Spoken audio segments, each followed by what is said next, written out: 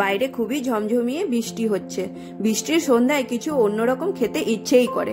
আর যদি চায়ের সাথে এই রকম মুচমুচে দোকানের মতো ডালের পকোড়ি হয়ে যায় তাহলে তো আর কোনো কথাই নেই, একদম সন্ধ্যাটা জমে যায়। আজকে ওই দোকানের মতো ডালের পকোড়িগুলো বানাবো, অবশ্যই রেসিপিটা পুরো দেখতে থাকবেন। এখানে 100 গ্রামের মতো মুগের ডালকে খুব ভালো করে ধুয়ে আধা ঘন্টা মতো ভিজিয়ে রেখেছিলাম, একটা মিক্সিং কাপের মধ্যে নিয়ে নিলাম। আর সঙ্গে পরিমাণ মতো নুন, আদা দিয়েছি আর কাঁচা লঙ্কা দিয়েছি। ঝালটা অবশ্যই আপনারা আপনাদের মতো করে নেবেন।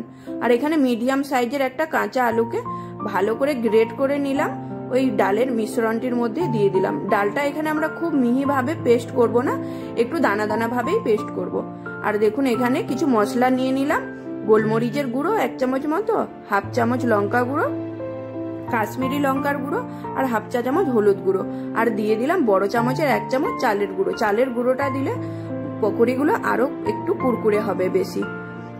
আর তেলটা গরম করে এই যে ছোট ছোট করে দিয়ে দিলাম ডালের পকোড়িগুলো। ব্যাস একদম এখানে আমি লালচে করে খুব ভালো করে ভেজে নেবো এই দিক ওই দিক করে। আমাদের রেডি এখানে ডালের পকোড়ি, একদম মুচমুচে। অবশ্যই ট্রাই করবেন। আর আমাদের তো প্লেটে না তুলতে তুলতেই এখানে প্রায় ফিনিশের পর্যায়ে। দেখুন এর সঙ্গে আমি খুব একটা সিম্পল চাটনি বানিয়ে নিলাম।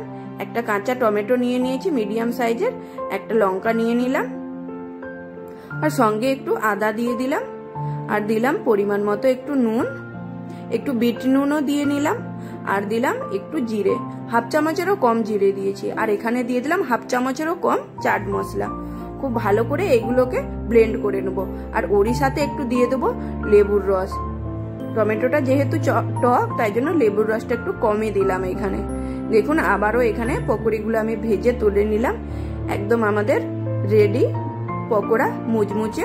আর এখানে আমাদের চটপটা একদম টমেটোর চাটনি, আর সঙ্গে আপনারা চারে নিয়েই নিতে পারেন, আসরটা একদম জমে যাবে।